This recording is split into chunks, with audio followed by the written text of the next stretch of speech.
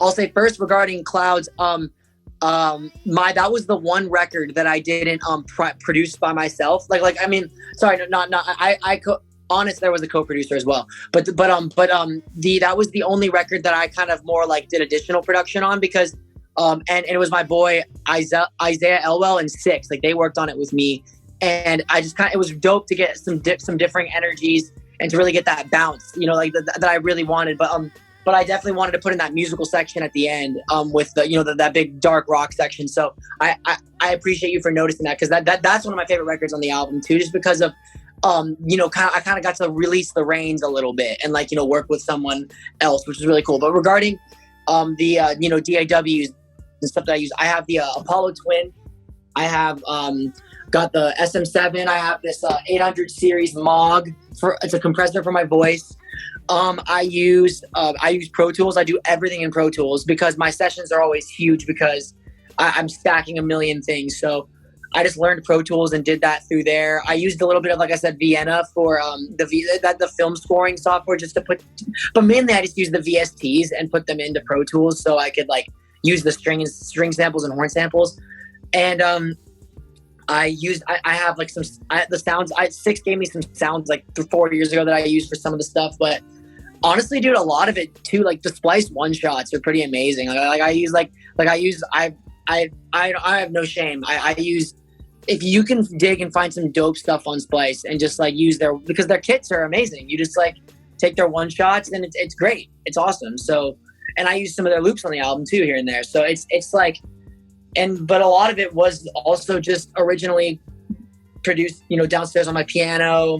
The guitars in my room, I got a Fender Strat. I got a Fender P bass, but it's a half jazz bass, half P bass. So my setup is actually not that intense. It's really but that's what the coolest thing about the album is. Everyone's always asking me that really listens to the album and that enjoyed it. They're like, you must have had the biggest. But I didn't. That's the best part though, is that you can I took it to a studio to have players play just horns and strings, play the the big stuff, play the horns and string parts. That's about it though. All of the arranging and everything was done in here. That's the same thing that Lin-Manuel Miranda did. You can listen to his demos for Hamilton. He has all the parts in there. He, you know what I mean? Or he has a lot of the. I will say Alex, I think his guy Alex that helped him arrange it was really good too. But it's, yeah, my setup is pretty standard, bro. I'm actually gonna get a Mac Mini pretty soon because I'm running out of space on my MacBook. So I'm gonna get this. I'm gonna get a 2 terabyte Mac Mini and just get a freaking powerhouse. It's all in here, bro. That's the thing. I always say, to every artist, I had this conversation with someone recently, because one thing that sucks about the music industry is, I'm not trying to trash it because I love, this is my passion, but I'm just saying, I always felt diminished when I wanted to produce things. As a young kid, I knew I wanted to produce my music, but, certain people, certain producers, certain engineers here and there would say no, I don't want to teach you how to I would ask them a million questions, how to engineer, how to produce. And so many people would say would try to tell you that you can't, that you need people to do it with you.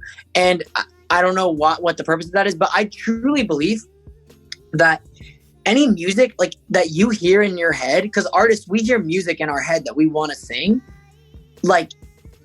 How are you going to hear it in your head and not be able to make it? You know what I mean? By yourself, if you hear it. That's at least how I look at it. So, because I hear all my records in my head before I put them out onto the thing. I sit with them. I'm not the kind of person that makes 20 beats in a day. And not that I'm not diminishing that. That's really cool. I thoroughly think that that's a very intense skill that I don't really do. I'm more of a person that refines one song for 2 weeks and gets that song perfect. That's just more what I do.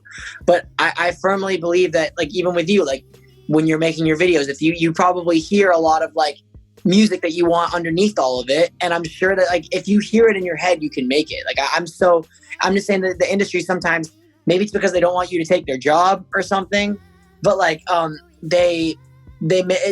was made to feel that I needed people to produce my music, and now it feels so good to know that I don't need anyone to produce my music, but it's a great bonus if a great producer or a great creative wants to supplement my work or wants to collaborate with me, you know?